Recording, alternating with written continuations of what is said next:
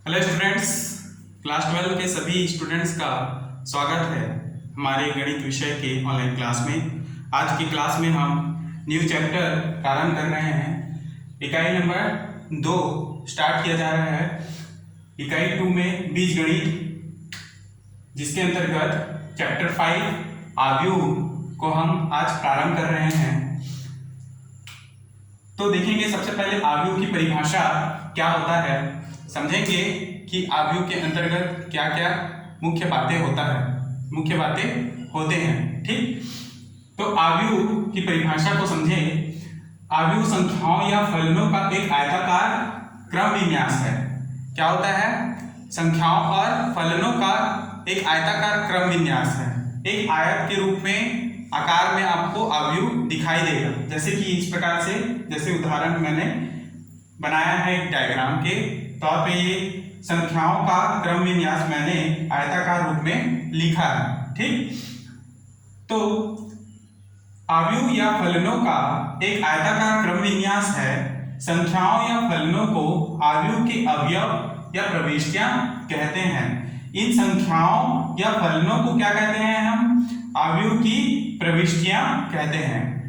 आव्यूह को हम अंग्रेजी वर्णमाला के बड़े अक्षरों में यानी ABC द्वारा दर्शाते हैं। ठीक, तो इसको मैंने किसके बराबर लिया? अंग्रेजी वर्णमाला के बड़े अक्षर A के बराबर, इसको B के बराबर और इसको C के बराबर दर्शाया है। ठीक, अब हम समझेंगे कि आव्यूह को कैसे तैयार किया जाता है। तो आव्यूह को तैयार करने के लिए उसमें पंक्ति और स्तंभ के रूप में इन संख्याओं को लिखा जाता है। ठीक, सबसे पहले आव्यूह की पंक्ति को समझेंगे। प्रविष्टियों की क्षैतिज रेखाएं आव्यूह की पंक्तियां कहलाती हैं। अर्थात ये जो प्रथम लाइन है -2 और 5, 0.5 द्वितीय लाइन, 0.5 द्वितीय लाइन है और 3.6 तृतीय लाइन है। यानी कि आव्यूह की पंक्तियां कितनी हो गई? 1, 2 और 3। ठीक, दूसरा, आव्यूह के स्तंभ। प्रविष्टियों के ऊर्ध्वाधर रेखाएं आव्यूह के स्तंभ कहलाते हैं। ठीक, तो प्रविष्टियों के ऊर्ध्वाधर रेखाएं कौन कौन सी हैं? तो ये ऊर्ध्वाधर प्रथम।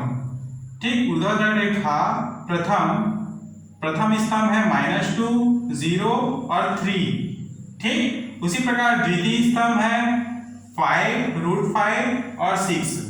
तो ये कितने कोटियों का आव्यूह है? तो ये तीन पंक्तियों और 2 स्तंभों का आव्यूह है। ठीक, 3 पंक्ति को हम इस प्रकार से लिखेंगे, क्रॉस करके स्तंभ का मान, यानी कि 2 स्तंभ है यहाँ पर, तो लिख देंगे 2। इस प्रकार 3x2 आव्यूह को दर्शाता है ये A। उसी प्रकार B को देखेंगे तो B कौन सा आव्यूह है? तो प्रथम पंक्ति, द्वितीय पंक्ति और तृतीय पंक्ति। तो इस प्रकार देखेंगे ये प्रथम पंक्ति, द्वितीय पंक्ति और तृतीय पंक्ति को हम लिखेंगे 3 पंक्तियां क्रॉस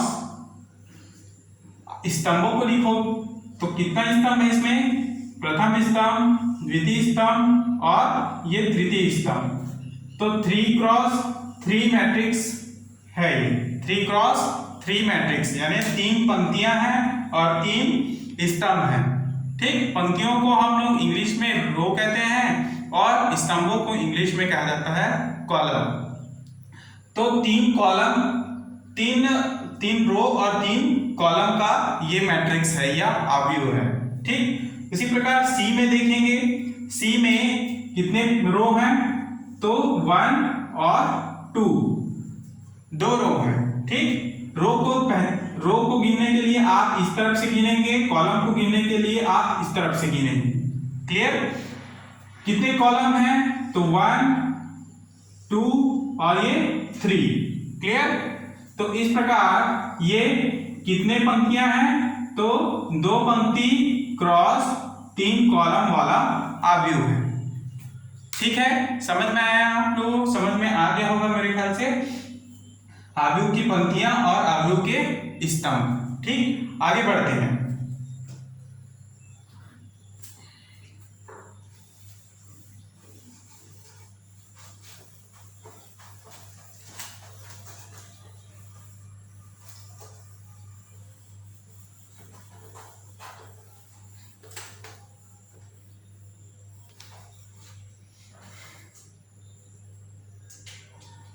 अब देखेंगे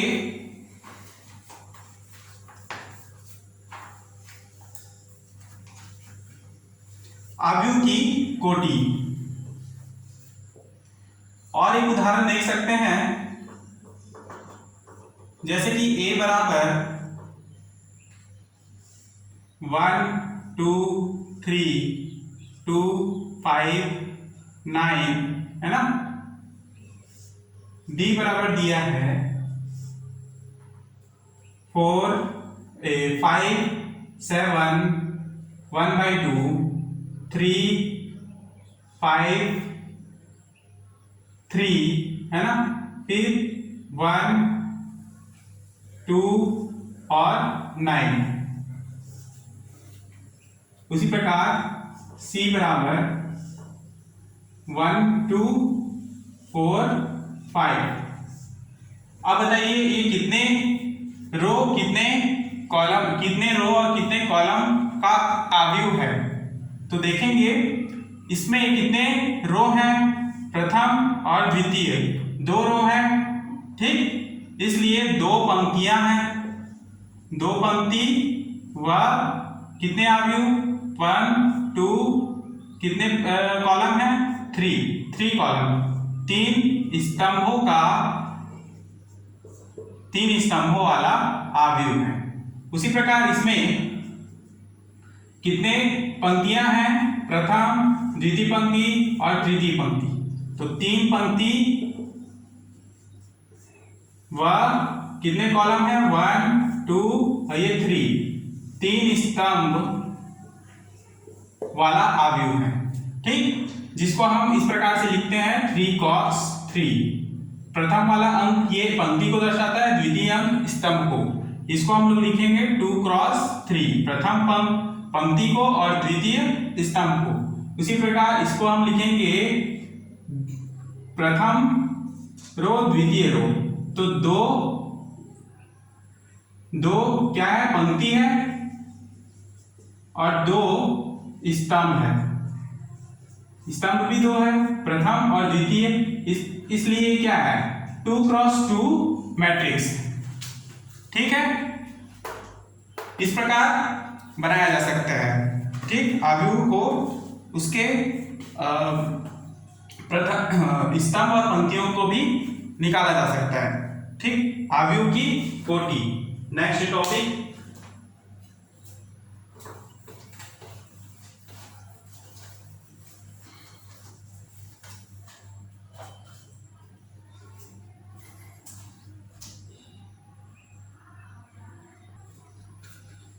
तो देखेंगे नेक्स्ट पॉइंट है आव्यूह की कोटि। आव्यूह की कोटि को समझेंगे, इससे एग्जाम में क्वेश्चन आया करता है।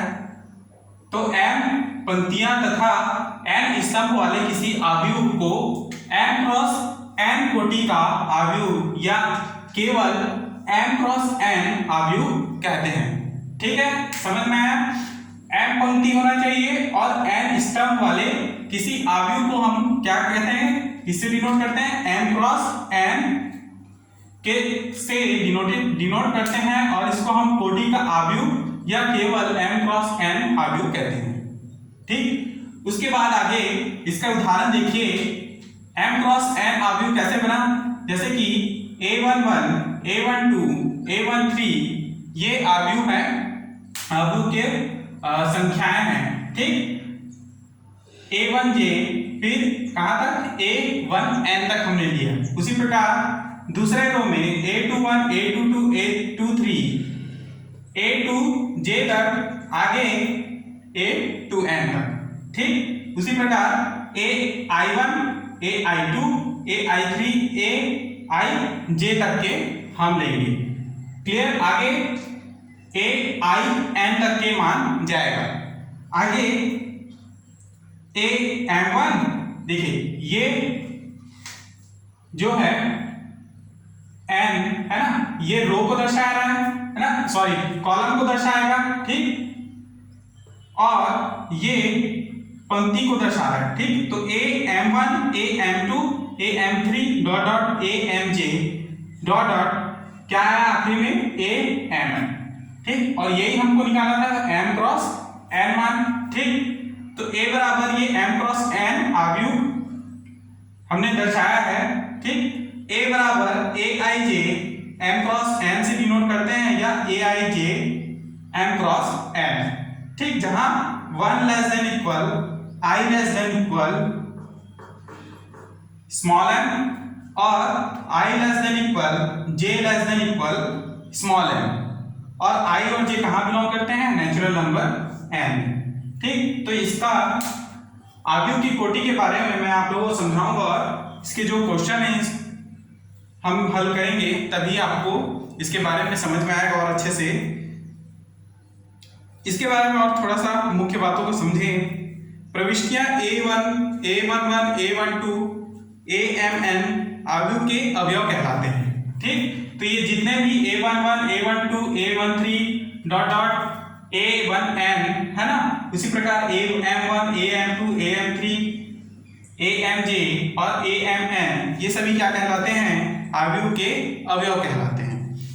दूसरा पॉइंट ये समझना है कि आव्यूह के क्रम लिखने के लिए पहले आपको पंक्ति की संख्या लिखनी होगी।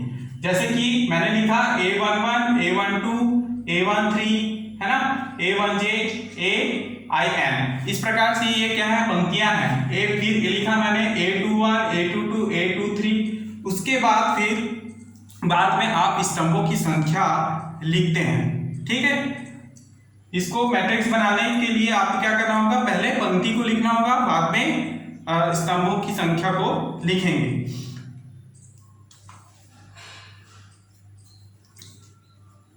पंक्ति की संख्या मतलब कि यहां पर m की जगह में पंक्ति की संख्या पहले आएगा, क्रॉस करके स्तंभों की संख्या m की जगह में निकलेगा।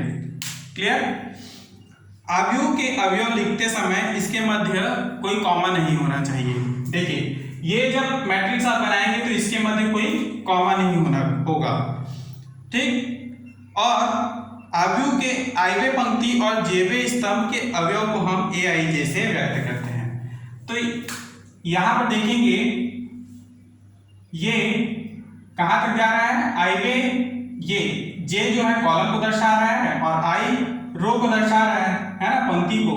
तो यहां पर आगे ये ए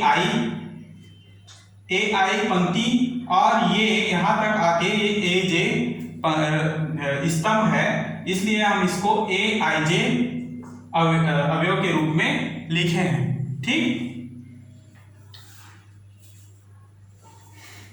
तो ये है आव्यूह की कोटि की परिभाषा। इसको लिखना आवश्यक नहीं है, बस इसको समझना था। इसके क्वेश्चंस को हम हल करेंगे, वो ज्यादा इंपॉर्टेंट है, ठीक। तो आव्यूह के क्रम याद कीजिए, क्वेश्चन नंबर 1 समझेंगे।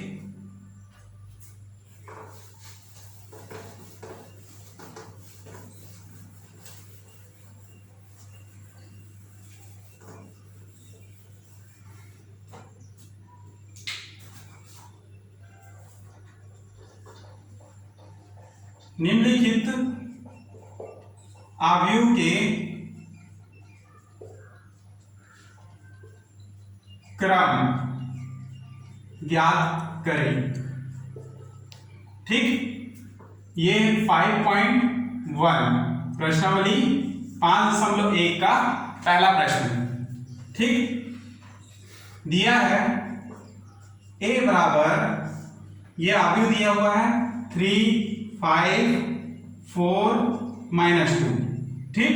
और क्या दिया है, दूसरा पंक्ति में, दूसरा रो में 0, √3, -1 और 4, 4/9, ठीक।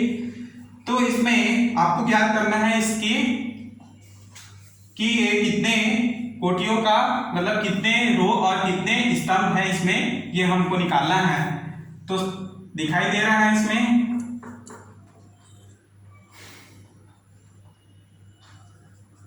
आव्यूह ए में पंक्ति की संख्या बराबर 2 है, पहला पंक्ति दूसरा पंक्ति, तथा आव्यूह ए में स्तंभ की संख्या बराबर 4 है। अतः आव्यूह ए 2x4 आव्यूह है, 2x4 मैट्रिक्स है। ठीक है, तो यही हमको निकालना था। आव्यूह का क्रम क्या है? 2x4 आव्यूह, और यही इसका आंसर है। तो ए एम यहां पर लिखेंगे, ए बराबर m क्रॉस n बराबर 2x4 आव्यूह। दूसरा,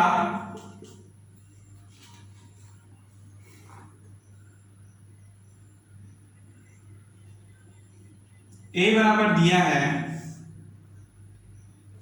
6 1/2 और ऋण 2, फिर ऋण 5 3/4 और 1 ऋण 1।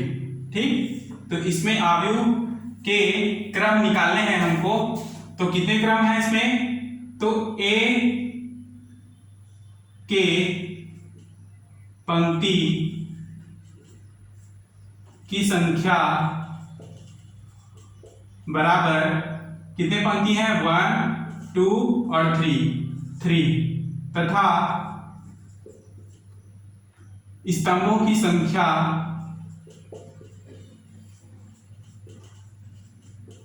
बराबर 2 है, 1 और 2।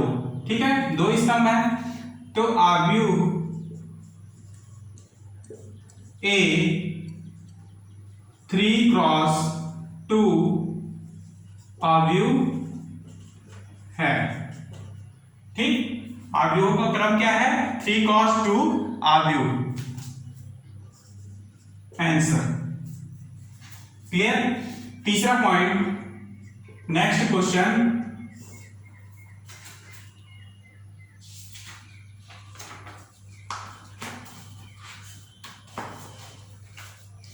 जैसे कि C बराबर दिया है 7, कॉमन नहीं आता है इसमें, है ना, -√2, फिर 5 और 0।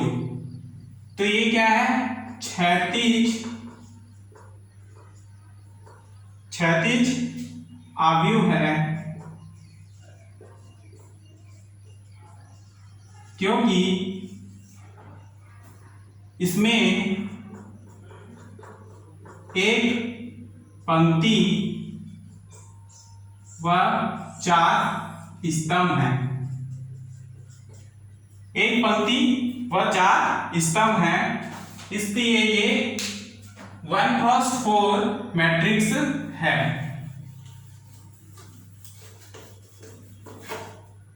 अतः ये क्या है? 1x4 आव्यूह है।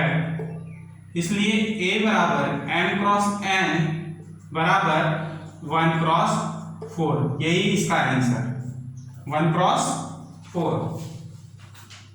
क्लियर। उसी प्रकार पांचवा प्रश्न देखेंगे, दिया है E बराबर -2 3 और 0।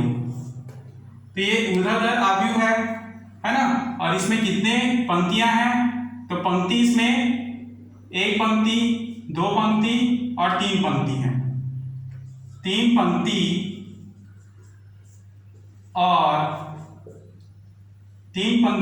और एक स्तंभ है, अतः 3x1 आव्यूह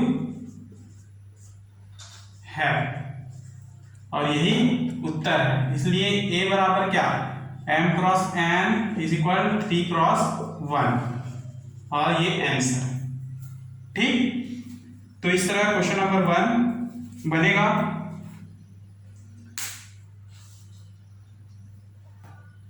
क्वेश्चन नंबर 2 समझेंगे।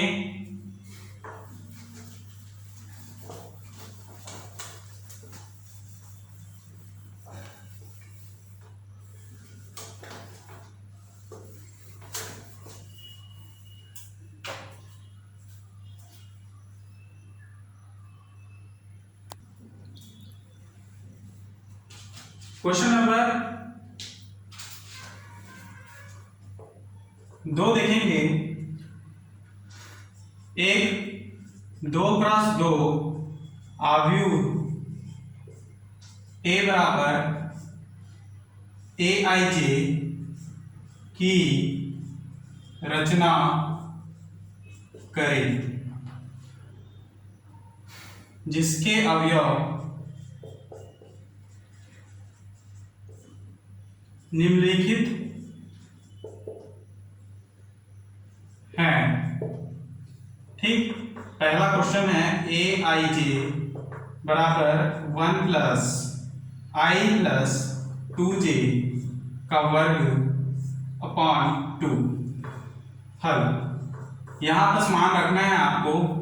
ठीक है, 2x2 आव्यूह निकालने के लिए क्या करेंगे, A11 I बराबर 1 रखिए, J बराबर 1 रखिए, तो 1 प्लस 2 इंटू 1 का स्क्वायर अपॉन 2 बराबर 1 प्लस 2 का स्क्वायर अपॉन 2 बराबर 3 स्क्वायर अपॉन 2 बराबर 9/2। ठीक, A12 बराबर 1 प्लस 2 इंटू 2 का स्क्वायर अपॉन 2, 1 प्लस 2 दूनी 4 का वर्ग बटे 2, 4 और 1 5, 5 का स्क्वायर यानी कि 25/2। A21 बराबर रखेंगे I बराबर 2 प्लस 1 यानी कि 2 इंटू J के बराबर 1 का वर्ग बटे 2। यहां पर मान रखते जा रहा हूं मैं बस इन मानों को। ठीक, निकलेगा 2 धन 2 एकम 2, 2 और 2 4, 4 का स्क्वायर बटे 2, 4 स्क्वायर यानी 16/2 बराबर 8। क्लियर। लास्ट है A22, तो लिखेंगे 2 प्लस 2 इंटू 2 अपॉन 2 का स्क्वायर, 2 दूनी 4, 4 और 2 6 का स्क्वायर बटे 2 बराबर 36/2 बराबर क्या, 18। ठीक, तो A22 बराबर क्या निकला, 18। इस तरह AIJ बराबर मान 2x2 के लिए क्या है आव्यूह, तो 2x2 के लिए आव्यूह इस प्रकार A11, A12, A21 और A22 के रूप में लिखेंगे और इनका मान आप इसमें रख देंगे। तो ये क्या है, 2x2 आव्यूह है ना, 2 रो है और 2 कॉलम है। क्लियर। तो A11 का मान है 9/2, A12 का मान है 25/2, A21 का मान है 8 और A22 का मान है 18, जो 2x2 मैट्रिक्स है। ठीक, और यही इसका आंसर है।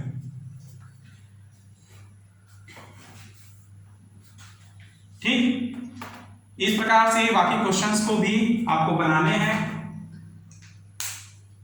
आगे क्लास में बचे हुए क्वेश्चन को हम कंप्लीट करेंगे। तब तक के लिए क्लास यहीं पर समाप्त करते हैं। धन्यवाद।